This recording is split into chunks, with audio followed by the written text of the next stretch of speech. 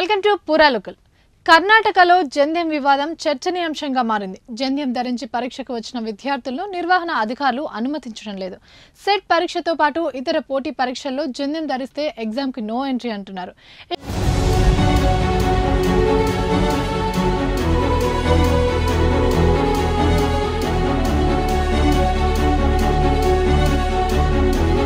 ఇటీవల శివమొగ్గ పట్టణంలో ఓ బ్రాహ్మణ విద్యార్థిని ఎగ్జామ్కు అనుమతించకపోవడం వివాదానికి దారితీసింది.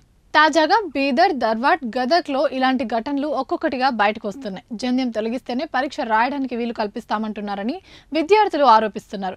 గదక్, ధర్వాడ్లో అధికారులు ఏకంగా విద్యార్థుల జంధ్యాలను కత్తిరించి చెత్తబుట్టలో పడేసినట్లు పలు ఆరోపణలు వచ్చాయి. దీని కారణంగా చాలా కలత చెందామని, పరీక్ష రాయకుండా వెనక్కి వెళ్లిపోయామని పలు విద్యార్థులు చెబుతున్నారు. బీదర్ జిల్లాలో జంధ్యం తొలగించిన ఘటనపై బాధిత విద్యార్థులు ఉన్నతాధికారులకు ఫిర్యాదు చేస్తున్నారు.